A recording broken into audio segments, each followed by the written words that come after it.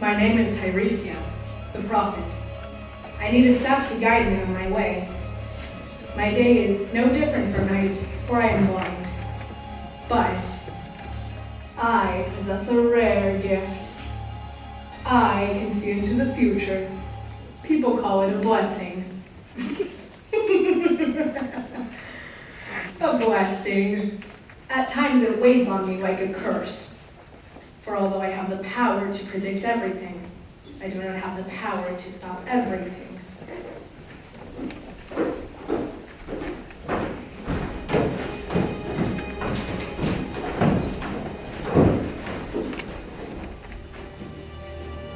Yet it was always these thoughts that fill me when I relate to the story of Antigone. I saw her fate unfold before me. I knew it would happen, yet I was powerless to alter the terrible march of events. Her story is being told here today, but it begins many, many years ago in Thebes.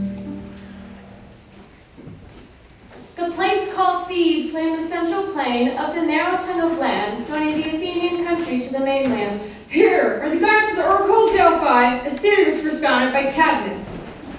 Misfortune befell him even before his city was established.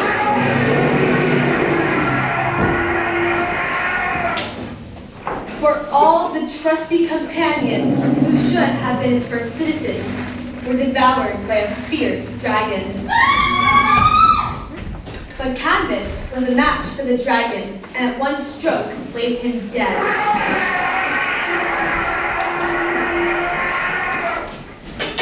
Again, the word of heaven guided him, and he was instructed to sow the dragon's teeth in the ground, prepared for his future city.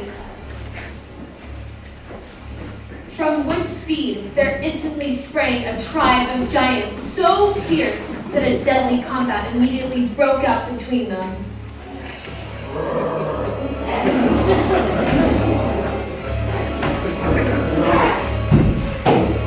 Five remained alive, and these giants offered their submission to Cadmus and became the founders of Thebes to be.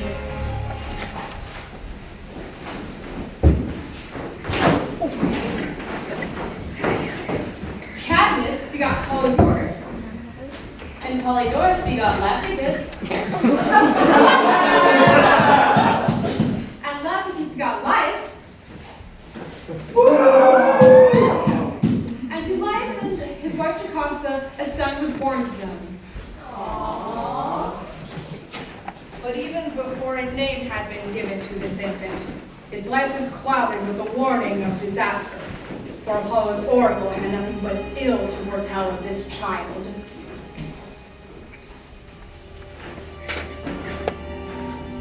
He is destined one day to kill his father and become his own mother's husband. Could any mortal be so presumptuous as to try to thwart the sacred oracle? Laius and Jocasta would so presume. One way alone offered hope. More than hope, certainty. The child should not live. They would not take upon themselves the guilt of infanticide. They would deliver the child to a servant of theirs, a shepherd, with orders to Abandon it on the mountainside, its feet pierced with an iron pin so that it might not crawl to safety. This was done. But still the word of Apollo and human compassion prevailed. For the shepherd had not the heart to leave the child to perish. Instead, he entrusted it to a fellow laborer, a Corinthian shepherd, beseeching him to Take the child way beyond the borders of Thebes and rear it as your own. The Corinthian, servant of Polydus, king of Corinth, brought the child to his royal master, who, being childless, gladly welcomed the infant and adopted it as his own, giving it the name of Oedipus, swollen foot in commiseration for its painful treatment. Oedipus for his command, the honored prince of Corinth, and loved foster son of those whom he presumed to be his true parents. But by chance he came to hear, again from the mouth of Apollo's ministers, the terrible prediction concerning him. Again, as his parents had done, he sought to outwit the oracle. He fled from Corinth, resolved to never again set eyes on his supposed mother and father as long as they lived. His wanderings brought him to Thebes. Oh no, all was calamity and confusion. King Laius had been killed by an unknown traveler on the lonely road. The city was in the grips of a deadly monster. The Sphinx. Who pitted her ferocity against the wits of man. Destroying all who failed to answer her cunning riddle. What walks on 4 legs in the morning, 2 legs at noon, and 3 legs in the evening? With his answer, Man. Oedipus destroyed her power, and so was received joyfully into Thebes, as heir to the house and fortune. A happy man, a wise and resourceful man, and Save for one sharp encounter from his journey from Corinth to Thebes. A man of peace. He married Jocasta, and sons of Polynices, and Eteocles, and daughters Antigone and Ismene were born to them. To his horror, and discovered the traveler he had slain. This is not your father, King Laius. Shockingly, his wife Jocasta, this is not your mother. Jocasta, in her horror and grief, slayed herself. Oedipus destroyed his sight by piercing his eyes and wandered from town to town until his death, leaving his children under the protection of Creon. Antigone returned to Thebes, where the 2 sons of Oedipus, Polynices and Eteocles, battled for the throne.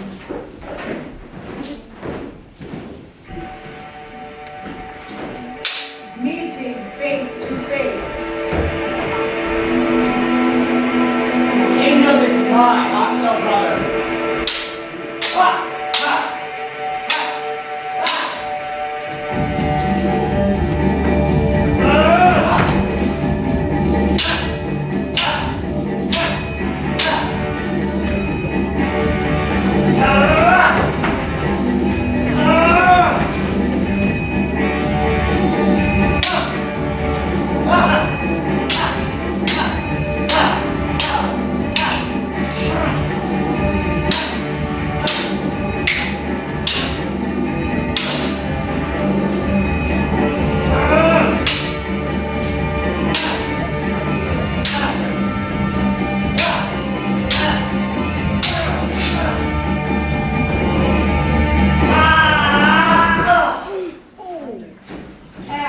Killed each other. The crown then passed to their uncle Creon. Creon's task was a heavy one, to restore order to strife-torn Thebes. The city was full of murmurs. Which one of the princes had acted rightly? Eteocles had caused the war. Polynices, whose claim was rightful, led an alien army against his own city. The morning Creon became king. I saw troubled times coming. I was proved right, for even before the sun had risen over Thebes, Antigone ran into her sister's chamber. Ismene! Ismene! Ismene! Terrible news. Our uncle Creon has declared Polynices a traitor who waged war against his own city. Antigone is being the true son of Thebes, and he's to be buried with ceremony. And what of Polynices? Left for the vultures and the rats to eat. Our brother's body lies rotting outside the gates of the city, Ismene. Unburied? Oh, poor Polynices. Yes, Creon would have his soul wander the earth, forever caught between hell and heaven. A lost soul. And there's more. Whoever tries to bury Polynices will be put to death. Even you and I have lost our natural rights for burying our dear brother. What has possessed the new King Creon?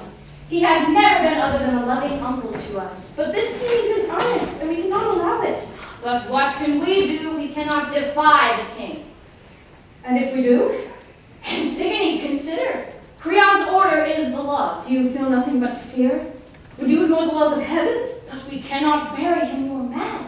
I say we can. I say we must. The gods above all others rule our hearts, our minds, our spirits. Now answer me directly, Ismene. Will you go with me? Polynices is my brother and yours, unless you disown him. I will not be a traitor to him. You judge me harshly, Antigone. I do pity our dear dead brother. But if Creon has said he will not bury a traitor, then he must mean it as a lesson to the people of Thebes. He's just a man. So you agree with Creon? Then do not pretend that you love our brother. Antigone! You speak in anger. I love Polynices as you do, but understand, cities are ruled by the will of a king, not by the whims of his people. If we bury Polynices, we will be named traitors too. They will drag us by our hair through the streets and put us to death. Sometimes it is better not to think too much, as you do. But stay away, as you will. I will not force you. I will bury Polynices alone. I owe this deed to the brother I loved. Antigone, I plead with you. What can be gained from such pride? There is nothing we can do but ask the dead to forgive us. There is no wisdom in going too far in harming ourselves as well. Let this be your excuse then, but do not try to stop me.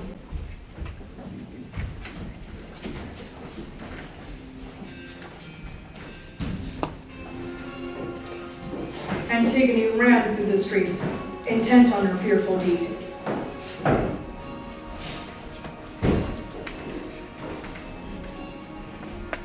Creon had summoned the elders of Thebes to his palace. Here comes Creon! Harbor in haste! Something new has developed. He has something afoot. Why else has he summoned us to council? My friends, the two sons of Oedipus have killed each other, staining each other's hands with a brother's blood. The task of restoring justice to this kingdom falls to me, who is uncle to both dead princes. You all know my decree. Antigone, who ruled this country and died fighting for it, shall be honored with all the ceremony his rank deserves. But his brother, Polynices, a traitor who led an alien army to attack the city of his fathers, shall be left unburied and unmourned. We understand the attitude that you take. Sentry, guard his body, and all those who disobey this law shall be put to death. Our country is a ship that bears us all, and fate has made me its captain. Our ship has been seized by a storm, tossed by cruel waves. War has ripped her sails, sprung 100 leaks in her hull, and I bear the burden of steering her to safety. I will steer clearly with a firm hand. I would have it known that our country's enemy shall never be our friend. So it is with Polynices, who he is tied to me by blood. For he has raised arms against his country, and I count this as no light matter. What would you like us to do?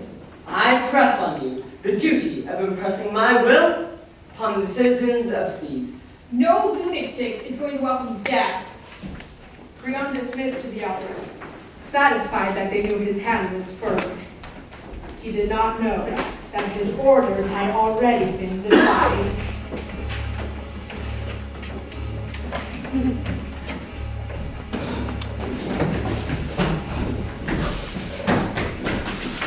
I've run all the way from the gate, sir. Of course, I did stop a couple of times to think if I should come at all. You're a fool to go looking for trouble, I kept telling myself. And finally, I told myself I'll pay for it in the end. Either way, best get on with it. And then I did run, sir, as fast as I could. Yes, very good. What is the trouble? I didn't do it, sir. And I didn't see who did it either. It's not fair that I'm the one who has to get in trouble for it, sir. Come, out with it. All right, I'll tell you. But a man doesn't rush into trouble. I wanted to explain, that's all. Then speak up! Give me the news and be off. I'll tell you, sir. It's the body. What? Somebody buried it this morning, sir. Well, not exactly buried, but covered it with a cloth. Who'd do such a thing? I don't know, sir. I saw nobody. Nothing. Whoever left it left no clue. Before I burst with rage, fool, tell me, were you all asleep, or have you sold yourself for money? Bribery is no new thing to this country. Oh, no, sir. I don't know how it could have happened, sir. Me and two others, we had the early morning watch. It was almost light out when the fog rolled in for a few minutes. Then when it blew away, we saw that the body was covered. I swear by the gods in heaven that none of us had a hand in it. Do you dare burst in here to tell me this?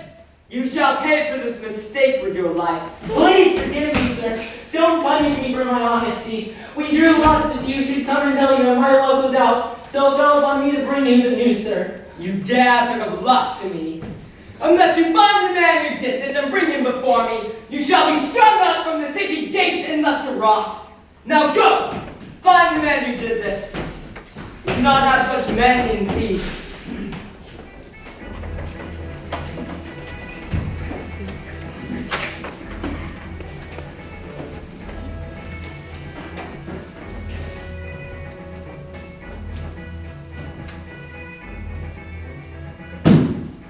Creation is a marvel, and man is masterpiece, who rides the ocean and takes his way through the deeps, through windswept valleys of perilous seas that surge and sway. He is the master of ageless earth, to his own will bending the immortal mother of gods by the sweat of his brow, as year succeeds year with toil unending of mule and plow. He is Lord of all things living, birds of the air, beasts of the fields, all creatures of sea and land he taketh, cunning to capture and ensnare with sleight of hand, hunting savage beasts from the upland rocks, taming the mountain monarch in his lair, teaching the wild horse and roaming ox his yoke to bear. The use of language, the wind-swift motion of brain he learnt, found out the laws of living together in cities, building his shelter against the rain and wintry weather. There is nothing beyond his power. His subtlety meeteth all chance, all danger conquereth. Yeah! For every ill he hath found its remedy, save only death. Yeah! O wondrous subtlety of man that draws to good evil ways. Great honor is given and power to him who upholdeth his country's laws and the justice of heaven. But he that, too rashly daring, walks in sin and solitary pride to his life's end, at door of mine shall never enter in to call me friend. O gods! A wonder to see. Surely cannot be. It is no other. Antigone. Unhappy maid. Unhappy Oedipus' daughter. It is she they bring. Could she have rashly disobeyed the order of our king?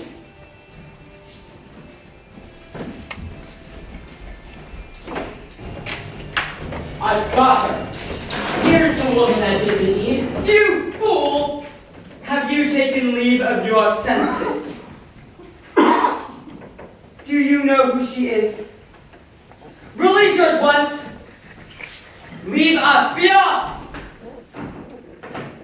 Now, how did you come to the hands of the gods, child? They seized me as a bird Polynices. Antigone, what is this? The truth? What? Yes. Why do you start? There's no shame in honoring a dead brother. You buried Polynices. Yes, I did. And were you aware that I had forbidden it? I knew. All of Thebes knew. Go! Get out! You're discharged from blame. You dare disobey my law? Why? The gods did not make that law, and I was not afraid of a law made by a man. Indeed, and by honoring a brother that was a traitor, you choose to insult the other. Burying the dead is an insult to no one. Traitors and heroes cannot be treated as equal. Would the gods consider one a traitor and the other a hero? Did not Antigone begin the war by refusing to give Polynices his right to the kingdom? Yes, Antigone was unjust towards his brother, but Polynices rose against his own country. Can you not see whose crime is greater? I honor no criminal, only did my duty to the brother I love.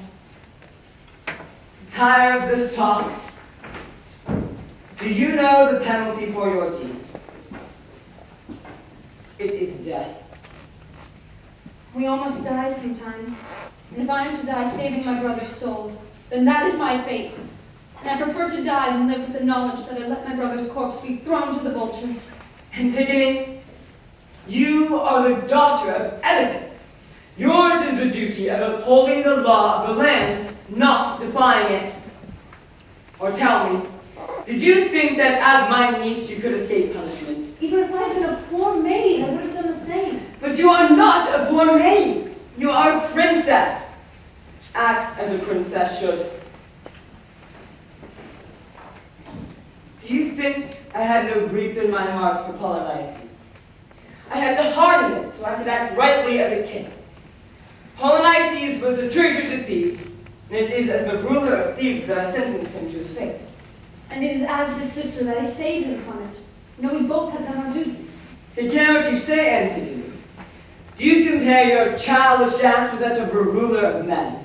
I don't count my duties any less than yours. I know that what I did is right, or what you may call childish. The kings are fortunate. They can decide what's right and wrong. You do not make it easy for me, Antigone. You are headstrong. But let me be lenient towards your insolence and call it merely foolish talk. Remember, it is the trees that do not bend with the wind that are easily snapped. Then do with me as you will. I will not bend. Do not taunt me, Antigone. You were always an impudent girl, but now you go too far. Do you think I would have given so much aid to anyone else who committed this crime? I would have put them to death instantly. You are of my blood, closer to me than anyone but my own son. Now listen carefully. I do not want to put you to death for a foolish mistake. You are to marry my son, Prince Haman. Your life is before you. Do not waste it. Now tell me, did you tell anyone else of this deed? Why do you ask? Only Ismene, my sister. And you are certain of this? Yes, but she had no hand in it. I did not think so. She has more wisdom than you do. The courageous wouldn't consider it wisdom. You tried my patience dearly, Antigone. But it is an uncle's duty to protect his niece. Now do as I said.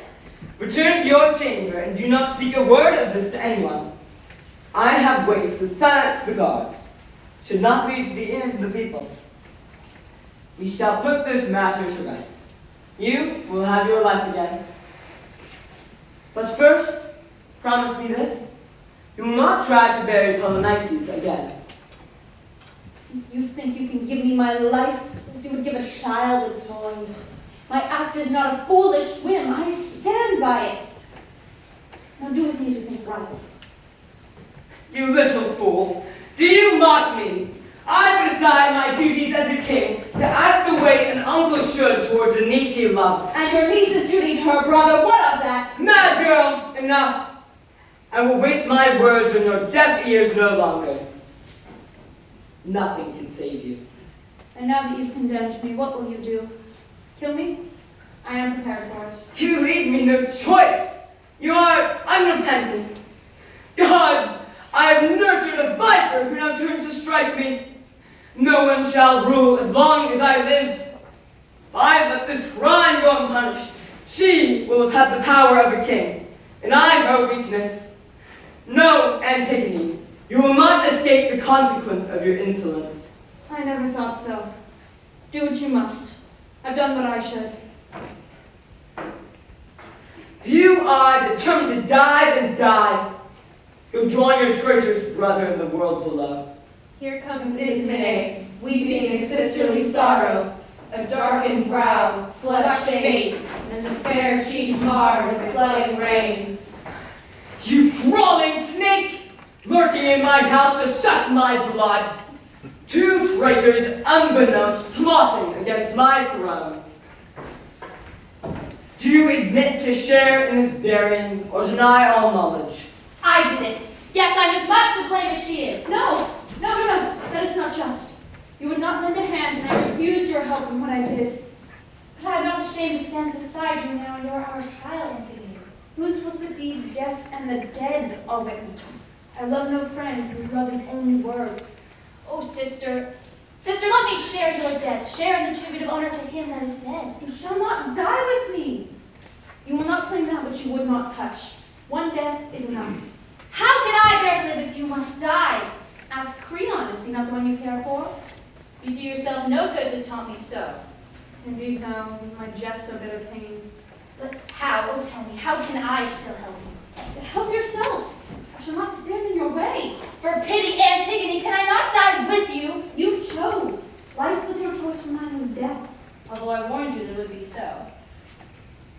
rejoicing like the sun, to others mine. But now both in the wrong and full of contempt. No, no, you live. My heart was long since dead, so it was right for me to help the dead. And do you believe both creatures are mad? One lately crazy, other mad from her birth. Is it not likely, sir? The strongest mind cannot but break under misfortune's blows. Yours did, when you threw in your lot with hers. How can I wish to live without my sister? You have no sister. Count her dead already. You could not take her. Kill your own son's bride. There are plenty of other fish in the sea. No truer choice was ever made than theirs. No son of mine shall wed so vile a creature. Oh, Haman, can your father spite you so? You and your paramour. I hate you both. Sir, would you take her from your own son's arms? Not I, but death shall take her. Be it so. Her death, it seems, is certain. Certainly it is. No more delay. Gods!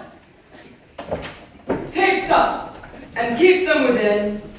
None so brave as not to look for some way of escape when they see life stand face to face with death.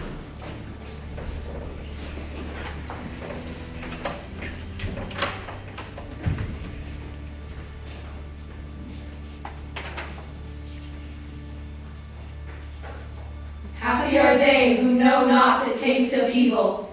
From the house that heaven hath shaken, the curse departs not but falls upon all the blood. Like the restless surge of the sea, when the dark storm drives the black sand hurled from the deeps, and the Thracian gales boom down on the echoing shore. In life and death is the house of Lacticus stricken, generation to generation, with no atonement. It is scourged by the wrath of a god. But here comes Haman, your youngest son. Does he come to speak for the doom of his promised bride? The loss of his marriage hopes? We shall know it soon, and need no prophet to tell us. The die was cast. Antigone's fate was sealed. Should she have spoken with a tongue less rough? Bent a little? Pleaded her case with crafty words? But if she had done so, she would not be Antigone, strong in her beliefs, reckless, with no fear. And Creon, could he have not seen Antigone as she was, a strong-willed woman, with convictions as powerful as his own? But had he done so, he would not be Creon, a proud and just man. Proud men stand alone, see no conviction other than their own. No. An encounter between Antigone and Creon could have not been otherwise. This I knew, yet I prayed in the name of the house of Oedipus for it all to be undone.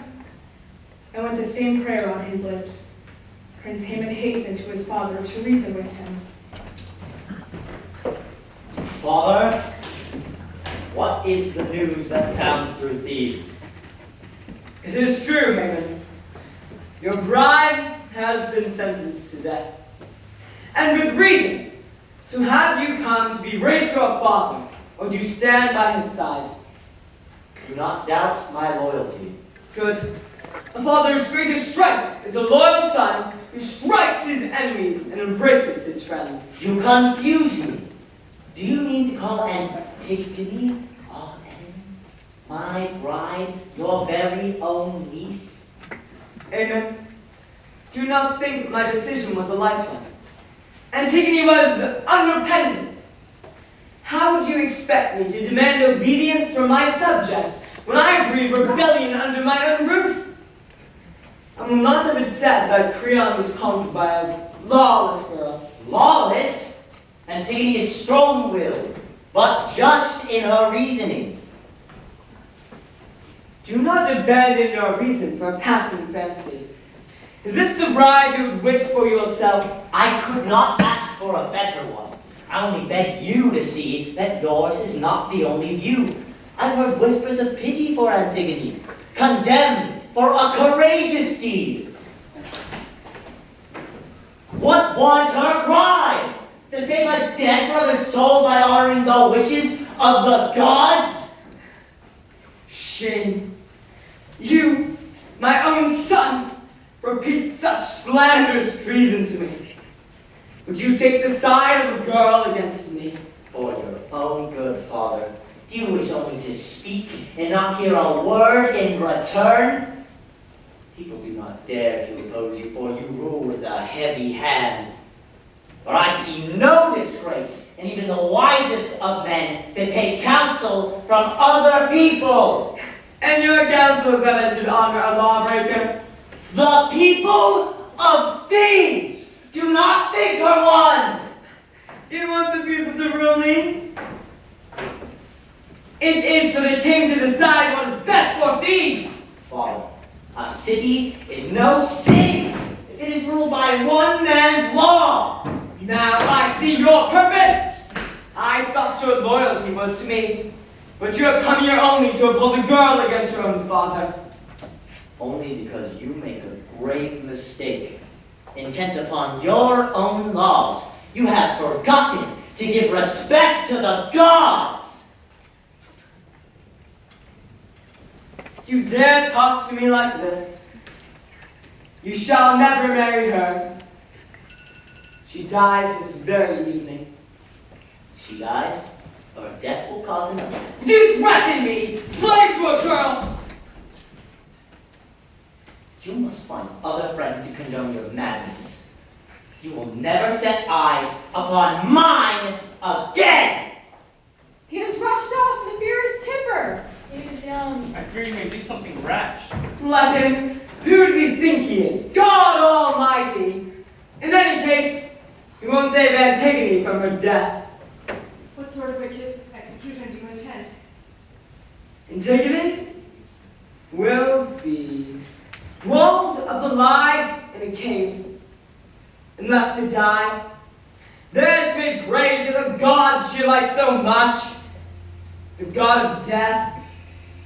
Perhaps he will save her.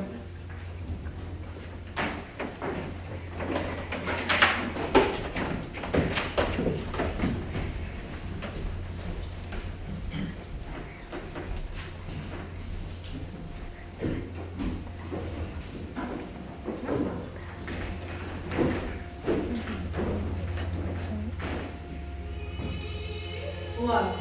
A man possessed by love loses control.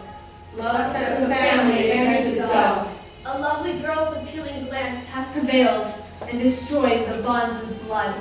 For love makes a mockery of time-honored laws, ordaining loyalty from son to father. And grief is also irresistible. The tears come. I cannot stop them. Seeing Antigone go to such a bed, the bed that puts all mortal things to sleep.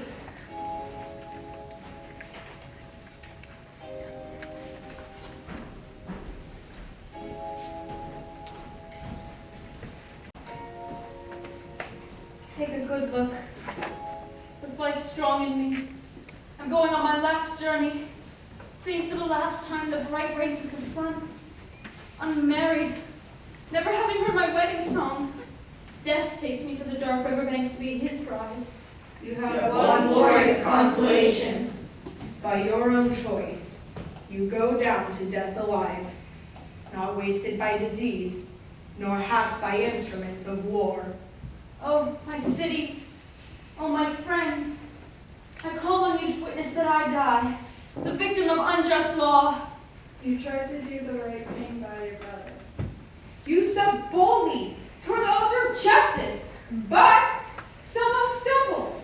I fear you must suffer for your father's sins. Oh, don't speak of it again. It's only too well known, my father's fate. To think how much our family was admired in generations past. My mother's marriage to her own son, the union from which I came to end like this.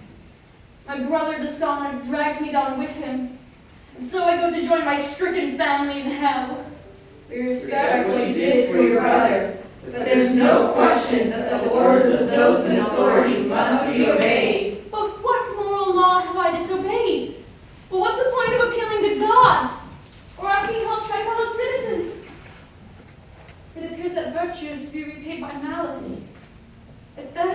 idea of what is right, then I apologize. I made a mistake. But if Creon is wrong, I only hope he isn't treated any better than me. What are you standing here for? Get out. This is it. My time has come.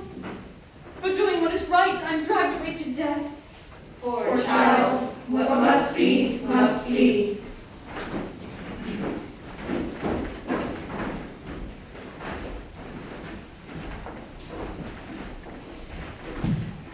Creon, I wish to speak with you.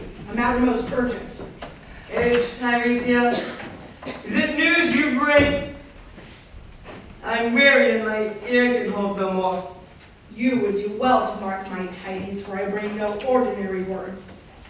The gods are angry. They do not accept our sacrifices because Thebes is tainted through your folly. Begone, old woman. Why is it that even the most wise and respected of women take the side of traitors and rebels? Is it for me alone to steer this country straight? Creon, give up your stubborn will. Give the dead Polonices his right. Enough. I will not spare you the truth. Mark my prophecy well. Before the sun sets, your son will die. A corpse for a corpse. With this knowledge, I leave you. This is a horrible prophecy. She has never been wrong in her prophecies. I know. I can't pretend I'm not worried. The consequences of giving in are terrible. But if I hold out, I court disaster. The right decision now is vitally important. What should I do then? Please tell me what to do. You must go and set Antigone free. Give the exposed corpse a burial. That is your opinion. To give in? Waste no time about it. The wrath of God will not be slow to catch you up. It is hard. But I must personally undo what I have done. We call on you, Bacchus, God of many names and God of many places. This is your mother city, Thebes, where the dragon's teeth were sown. This is the city you honor most. If ever you heard us before, come to us now. Citizens of Thebes, you can't predict what's coming. Take Creon. I thought he was doing well. The savior of his country, king of Thebes, and the proud father of a loving family. He's lost his lot. About Creon's family, is there bad news? They're dead, and those that live deserve to die. Who's dead? Haman is dead. Dead? Dead. Caused by the murder of Antigone. Turnus' prophecy is true. Here is Eurydice, Creon's wife. Poor woman. I heard you talking, I heard it. Even as I went to supplicate the gods with prayers, tell me everything, however bad. I'm no stranger to the voice of sorrow. Oh, sweet lady, I was there. I went with Creon and Polonices lay abandoned, mauled by dogs. We sprinkled him with holy water, lopped fresh branches upon him, and lit a fire to burn away his poor remains. We then heaped a monument to him, a mound of his native earth. Then we heard voices of deep despair. Creon ran to the cave where Antigone had been enclosed in to find a pair dead. Antigone and Haman, arms wrapped in love, married, not in life, but in Hades. I heard,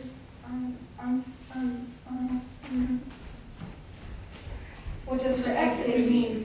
She shrieks from public sorrow for her son. Let me follow her and see.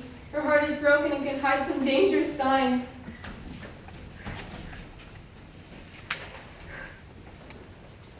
What have I done? Oh, my son. My son. die so young. And all because of me. Late and too late. Your reasons are right. My lord, what you saw is not all. What fresh disaster can I suffer now?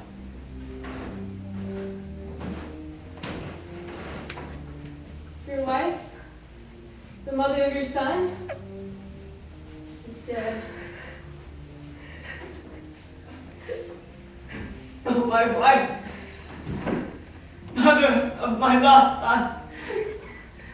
I know not where to turn, to look for help.